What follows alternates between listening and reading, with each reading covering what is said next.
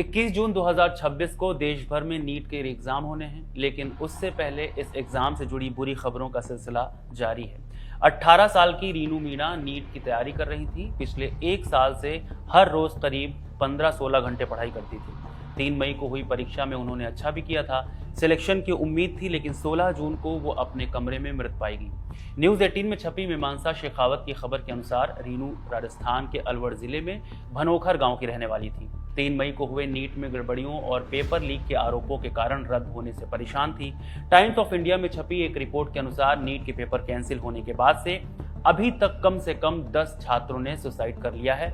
अब रीनू की मौत की खबर आई है। हालांकि इस बात की पुष्टि अभी तक नहीं हो पाई है कि रीनू की मौत के कारण क्या हो सकते हैं। दैनिक भास्कर में छपी एक रिपोर्ट के अनुसार रीनू के चाचा का कहना है कि 3 मई को पेपर देने के बाद वो गांव आ गई थी। बताती थी कि हर दिन वो 15-16 घंटे पढ़ाई करती थी। पेपर भी अच्छा गया है। 21 जून को फिर से परीक्षा को लेकर वो परेशान थी। इसी के बाद उसने यह कदम उठाया।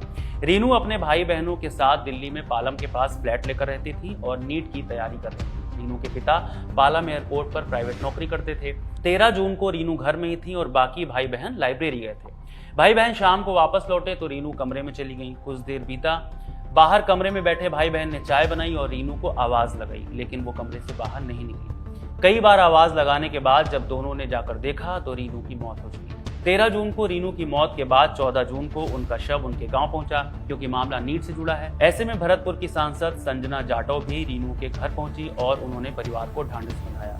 दैनिक भास्कर से बात करते हुए रीनू के चाचा ने बताया कि वो पढ़ने में बहुत अच्छी थी। 10वीं 12वीं के पेपर में इनके 90% से ज्यादा नंबर आए थे, जिसके कारण पूरे परिवार को उम्मीद थी कि वो नीट निकालेगी और परिवार की पहली डॉक्टर बनेगी, लेकिन ये घटना हो गई।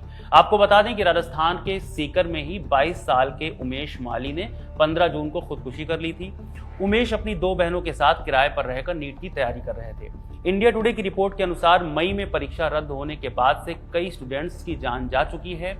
इनमें 14 मई को गोवा का एक 17 साल का छात्र, 15 मई को लखीमपुर खीरी के ऋतिक मिश्रा और दिल्ली की अंशिका पांडे शामिल हैं। 16 मई को राजस्थान के झुंझुनू में प्रदीप मेघवाल और 24 मई को कर्नाटक के कलबुर्गी में भाग्यश्री की मौत हुई थी। इंडिया टुडे के आंकड़े बताते हैं कि नीट की तैयारी करने वाले छात्रों की आत्महत्या के मामले हर साल बढ़ रहे हैं। 2021 में 4, 2022 में 9, 2023 में 14, 2024 में 19 और 2025 में कम से कम 32 मौतें रिकॉर्ड की गई हैं। नीट एग्जाम को लेकर आ रही इस तरह की खबरें लगातार चिंता बढ़ा रही हैं। दरअसल हमने आपको देहरादून में रहने वाली रिया की मौत की खबर बताई थी विस्तार से, जिसके कमेंट्स बॉक्स में न जाने कितने ही लोगों ने खुद को टेंशन में बताया था। कमेंट्स में लोगों ने कहा था कि नीट के एग्जाम कैंसिल होने चाहिए।